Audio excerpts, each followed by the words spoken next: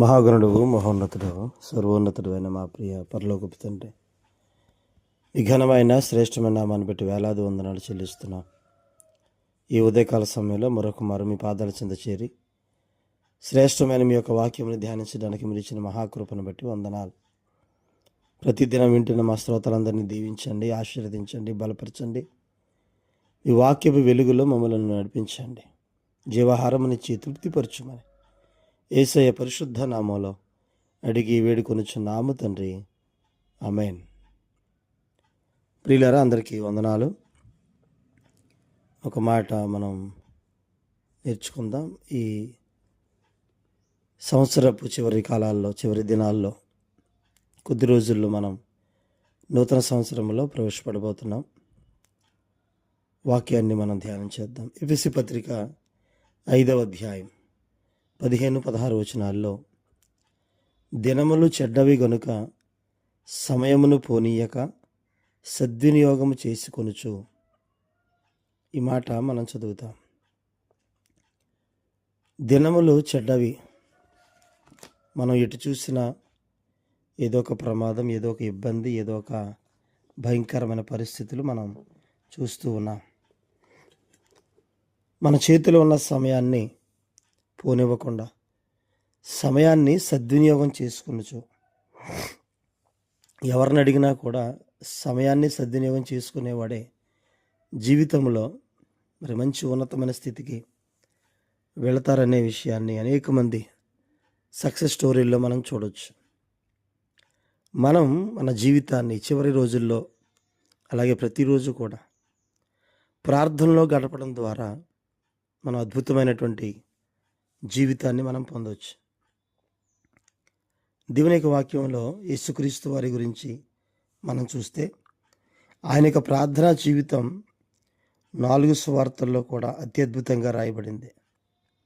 మత్తయి సువార్త 14:23లో ప్రార్థన చేయుటకు ఏకాంతముగా కొండ ఎక్కిపోయి సాయంకాలం అయినప్పుడు ఒంటరిగా ఉండెను. అంటే ఉదయం నుండి సాయంత్రం వరకు ఆయన ప్రార్థన చేస్తూనే ఉన్నారు.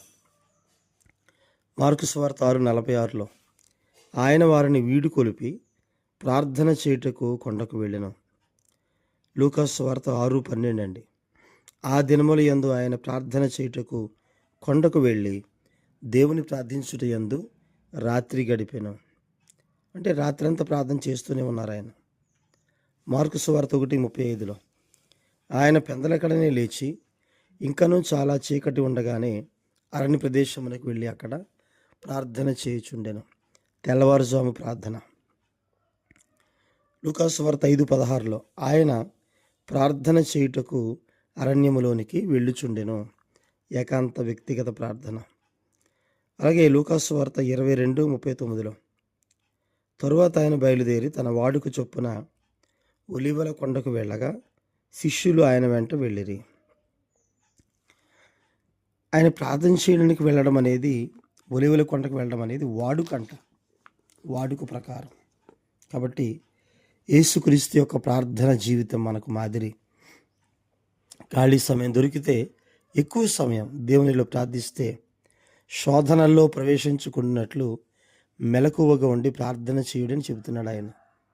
ఆనాడు శిష్యులకి, నేడు మనకి కూడా. కాబట్టి ఎక్కువ సమయం ప్రార్థన చేయడానికి మనం ఇష్టపడదాం. కొంతమంది భక్తులు ప్రార్థన గురించి కొన్ని స్టేట్మెంట్లు చెప్పారు. ప్రార్థించకుండా నేను ఉండలేను, ప్రార్థనే నా జీవితం, ప్రార్థనే నా ఊపిరి అని చెప్పింది స్మిత్ విగిల్స్వర్త్ అనే దైవజనుడు. ప్రార్థన పాపం చేయకుండా ఆపుతుంది, అదే పాపం ప్రార్థన చేయకుండా కూడా ఆపుతుంది. జాన్ బనియన్ అని ఆయన చెప్పారు. నా తల్లి కన్నీటి ప్రార్థనా ప్రవాహములో నేను దేవుని రాజ్యములోనికి కొట్టుకుని వచ్చితిని అని సెయింట్ అగస్టిన్ చెప్పారు.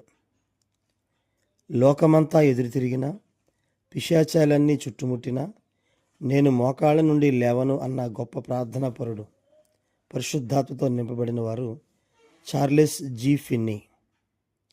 అలాగే రోజుకు 7 సార్లు ప్రార్థించగలిగే క్రమశిక్షణ అలవరుచుకున్నాను అని అధోనిరామ్ జడ్సన్ అని ఆయన చెప్పారు.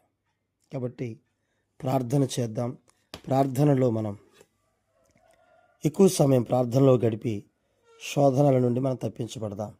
దేవుడి తన మాటలు దీవించును గాక. ఆమేన్.